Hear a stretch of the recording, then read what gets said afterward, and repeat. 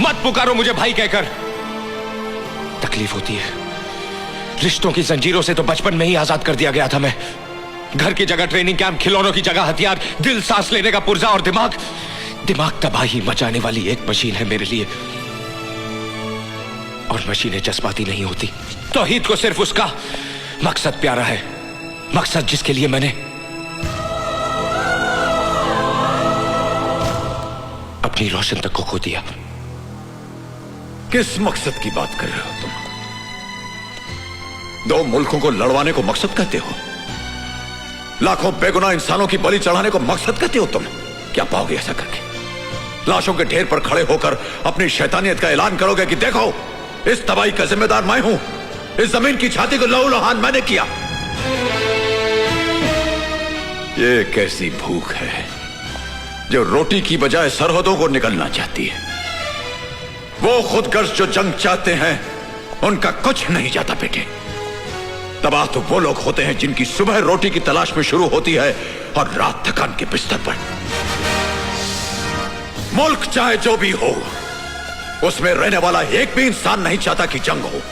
और जब मुल्क जंग लड़ रहे हैं, उनका अंजाम दुनिया देख रही है।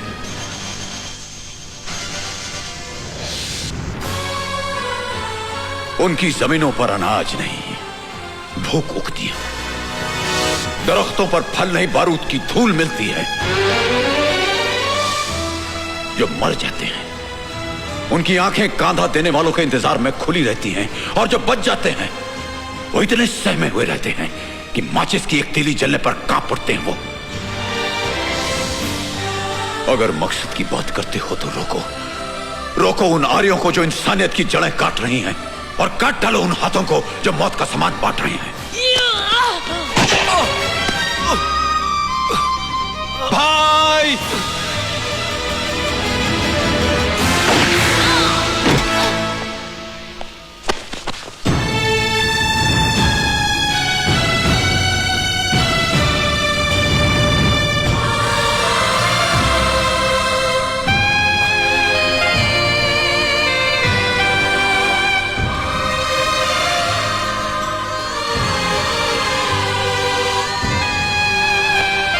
कौन हो तुम? तुम्हारा भाई।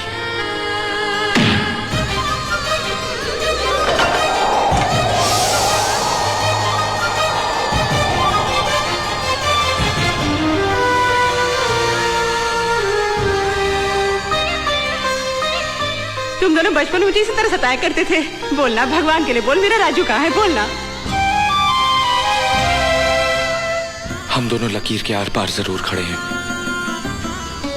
लेकिन हमारा मुल्क एक है, हमारा खून एक है, और वो औरत भी एक है जिसकी कोख से हम दोनों ने जन्म लिया।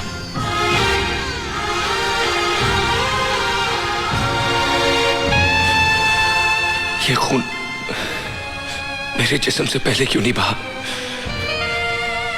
कम से कम तुम मुझे अपने सीने से तो लगा लेते। तौहीद, ये मत समझ लेना कि तुम भाइयों के मिल जाने से हमारा मिशन अधूरा रह जाएगा। वजीर आजम मरेगा, जरूर मरेगा, और अब इस कारनामे को एयरपोर्ट पर जब्बार अंजाम देगा।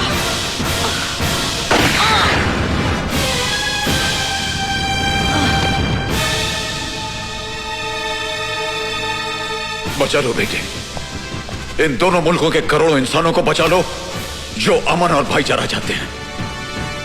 सन 47 में बंटवारे के खंजर से इस मुल्क की छाती पर एक लकीर खींच दी गई थी।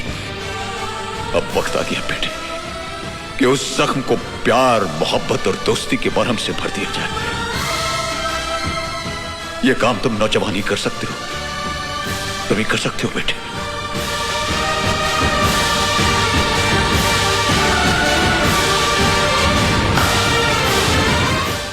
क्या कह रहे हो Sharma? Come on, give me the phone.